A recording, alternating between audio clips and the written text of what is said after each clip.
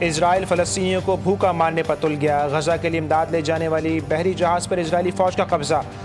ہنڈلا نامی امدادی جہاز اٹلی سے بچوں کے لیے خوراک اور ادویات لے کر روانہ ہوا تھا۔ امدادی جہاز پر موجود افراد گرفتار۔ جہاز پر سوار 21 رکنی عملے میں ڈاکٹرز، امدادی رضاکاروں اور ارکان پارلیمنٹ سوار تھے۔ فرانس سے منتخب یورپین پارلیمنٹ کے رکن ایما فرور بھی موجود تھیں۔ فریڈم فوٹیلا کولیشن کا کہنا ہے کہ غزہ میں فاقہ کشی پر مجبور فلسطینیوں تک امداد پہنچا کر رہیں گے۔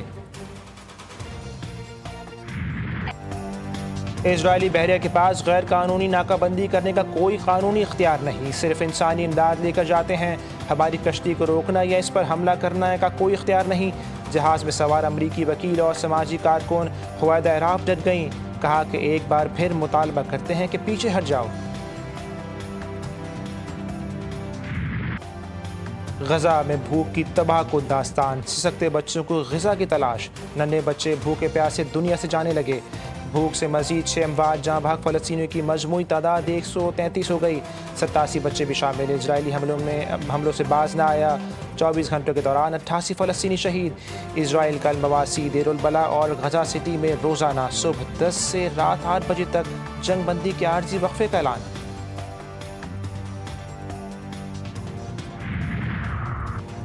وزیر خارجہ اسحاق ڈار کا ایران کے وزیر خارجہ سید عباس عراقچی سے ٹیلی فونک رابطہ، دونوں رہنماؤں کا غزہ میں سنگین انسانی بحران پر تبادلہ خیال۔ غزہ میں انسانی بحران، لاکھوں فلسطینی باشندے متاثر ہوئے۔ اسحاق ڈار کا فلسطینی عوام کے لیے پاکستان کی غیر متزلزل حمایت کا اعادہ۔ وزیر خارجہ اسحاق ڈار نے غزہ میں فوری اور بلا روک ٹوک انسانی رسائی پر زور دیا۔ نہیں معلوم کہ غزہ میں کیا ہونے والا ہے، اسرائیل کو غزہ کے حوالے سے فیصلہ کرنا ہوگا۔ امریکی صدر ٹرمپ کی سربراہ یورپی یونین سے ملاقات میں گفتگو، کہا کہ چین کے ساتھ تجارتی معاہدے کے قریب ہیں۔ یورپی یونین کے ساتھ معاہدہ ہو گیا، یورپی مصنوعات پر 15% ٹیکس عائد ہوگا۔ غزہ جنگ بندی معاہدہ کسی بھی وقت ہو سکتا ہے، امریکی وزیر خارجہ مارکو روبیو کہتے ہیں کہ ٹرمپ کے خصوصی ایلچی اسٹیو وٹکوف غزہ جنگ بندی معاہدے کے لیے مذاکرات پر کئی ہفتوں سے دن رات کام کر رہے ہیں، اور امید ہے کہ اب کسی بھی دن غزہ جنگ بندی کا معاہدہ ہو جائے گا۔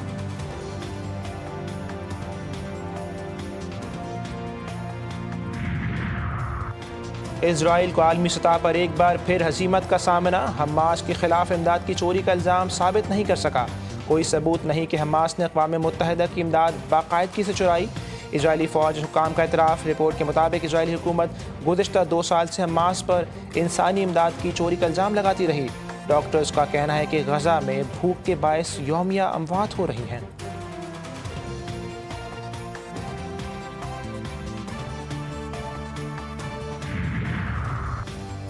تھائی لینڈ اور کمبوڈیا میں جنگ بندی کا امکان، مذاکرات ملیشیا میں ہوں گے۔ تھائی لینڈ کے وزیر اعظم مسعود خود وفد کی قیادت کریں گے۔ مذاکرات کا مقصد خطرناک سرحدی تنازع کو حل کرنا ہے۔ امکان ہے کہ بات چیت کا آغاز آج مقامی وقت کے مطابق سپہر 3 بجے ہوگا۔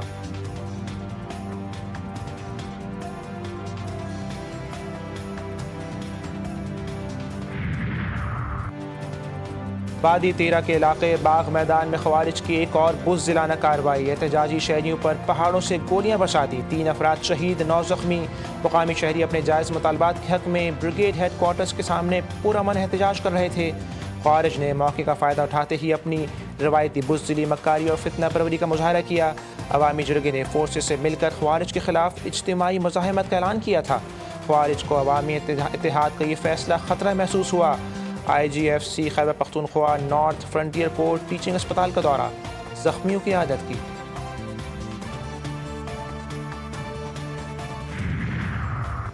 وزیر اعظم کا وادی تیرہ میں پرامن شہریوں کی شہادت پر افسوس کا اظہار، زخمیوں کو فوری طبی امداد فراہم کرنے کی ہدایت۔ شہباز شریف نے کہا کہ دہشت گردوں کے مکر و عزائم ہمارے عزم کو متزلزل نہیں کر سکتے، دہشت گردوں اور دہشت گردی کو منطقی انجام تک پہنچا کے دم لیں گے۔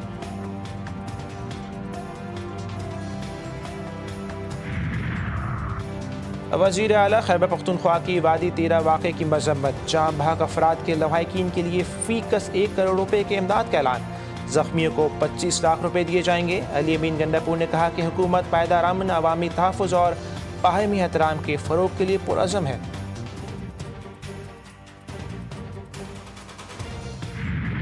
آپ کے ریزرو جو ہیں الحمدللہ they are rebuilding and as a set کہ انشاءاللہ ہماری پوری کوشش ہے کہ ہم پی ایم ایل این اپنا ہی ریکارڈ توڑیں. اسٹیبلٹی آ چکی ہے, میکرو انڈیکیٹرز آپ جو مرضی اٹھا لیں الحمدللہ ٹھیک ہے.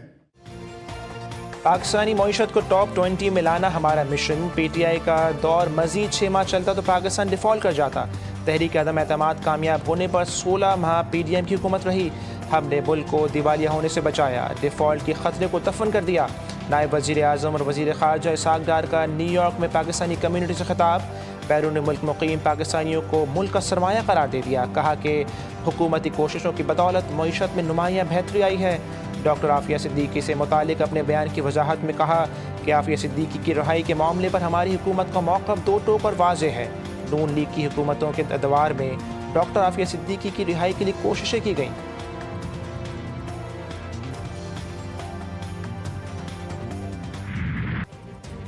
زائرین کے زمینی راستے سے عراق اور ایران جانے پر عارضی پابندی. زائرین ہوائی سفر کر سکیں گے. وفاقی وزیر داخلہ محسن نقوی کہتے ہیں کہ فیصلہ وزارت خارجہ, حکومت اور سیکیورٹی اداروں کی مشاورت سے کیا گیا. مشکل فیصلہ عوام کے تحفظ اور قومی سلامتی کے مفاد میں کیا. وزیر اعظم شہباز شریف سے محسن نقوی کی ملاقات. زائرین کی نئی پالیسی کے حوالے سے بریفنگ. وزیر اعظم نے زائرین کی پروازوں کی تعداد بڑھانے کی ہدایت کی.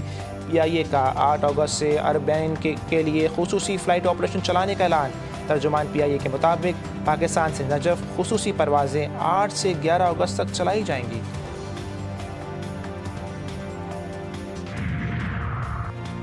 وزیر اعظم شہباز شریف کی نواز شریف سے ملاقات. وزیر اعظم کی امریکہ چین کے ساتھ نئی اسٹریٹجک اور اقتصادی تعلقات پر بریفنگ. بلوچستان اور کے پی کے میں دہشت گردی کے محرکات پر تبادلہ خیال. نواز شریف نے کہا کہ دہشت گردوں کو پوری قوت سے کچلا جائے.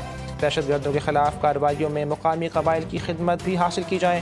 شہباز شریف بولے کہ پاکستان اپنی ترقی کی نئی منزلوں کی طرف گامزن ہے. ملاقات میں وزیر اعلیٰ پنجاب مریم نواز بھی شریک تھیں.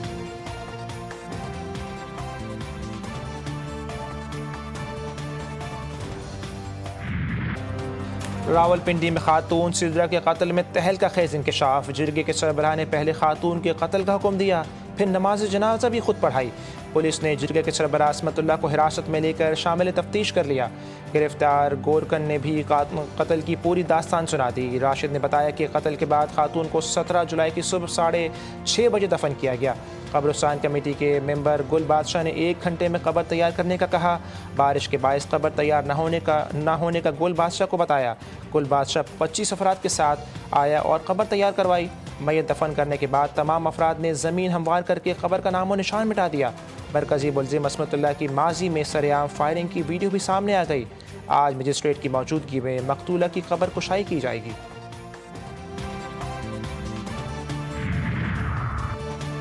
راولپنڈی میں خاتون کے قتل کی تحقیقات. مقتولہ کا دوسرا شوہر بھی سامنے آ گیا. عثمان نے خود کو پولیس کے حوالے کر دیا. نکاح نامہ منظر عام پر. مقتولہ سدرا نے 12 جولائی کو مظفر آباد میں شادی کی تھی. عدالت سے تحفظ بھی مانگا تھا. عثمان کے والد نے کہا کہ مقتولہ نے تحفظ مانگا تو میں نے ان کو عدالت میں لے گیا. ہم نے لڑکی کو اس کی فیملی کے حوالے کر دیا تو 2 دن بعد قتل کا پتہ چلا. اسلام آباد کے علاقے ترنول میں 50 سے زائد گدھے اور کئی من گوشت برآمد. پولیس نے فوڈ اتھارٹی کی درخواست پر ملزمان کے خلاف مقدمہ درج کر لیا. مقدمے میں ایک غیر ملکی بھی نامزد. گرفتار غیر ملکی باشندے کی تفصیلات سامنے آ گئیں. ملزم زونگ وی حال ہی میں 90 دن کے ویزے پر پاکستان پہنچا. کھالیں گوادر لے جا کر بیرون ملک ایکسپورٹ کی جاتی تھی. گدھے کاٹنے والی جگہ کا مالک جیانگ لیانگ بیرون ملک ہے.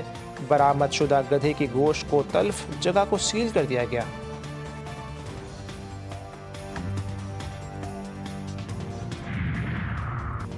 کراچی میں ایک اور خوفناک ٹریفک حادثہ. بلدیہ کے علاقے رئیس گوٹ میں ٹرالر کی موٹر سائیکل کو ٹکر. 2 افراد جاں بحق. دونوں کی شناخت سمیر اور سجاد کے نام سے ہوئی. لاشیں اسپتال منتقل.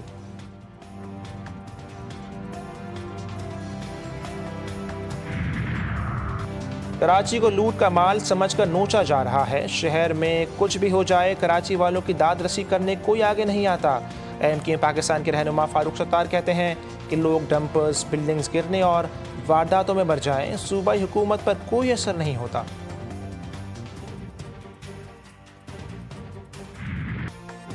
گلگت بلتستان میں سیلاب نے تباہی کی داستان لکھ دی. 20 ارب سے زائد کا نقصان. گانچھے غزل سمیت متاثرہ علاقوں میں ریسکیو آپریشن.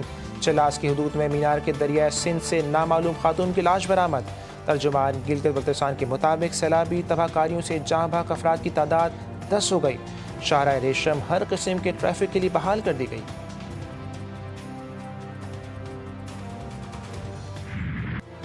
اور بھارتی میڈیا ایشیا کپ میں بھی پاکستان کے خلاف میچ کا بائیکاٹ کرنے کا مطالبہ کرنے لگی۔ ورلڈ چیمپئنز لیگ کی طرح ایشیا کپ میں بھی پاکستان کے خلاف میچ کا بائیکاٹ کرنے کا مطالبہ کیا جا رہا ہے۔ ایشیا کپ میں بھارت پاکستان کے خلاف شیڈیول کے مطابق کھیلا جائے گا۔ ایشین کرکٹ کونسل اجلاس میں بھارتی بورڈ نے گرین سگنل دیا تھا۔ بھارتی بورڈ کے گرین سگنل دینے کے بعد اب ایونٹ یا پاکستان کے خلاف میچ سے دستبردار نہیں ہوا جا سکتا۔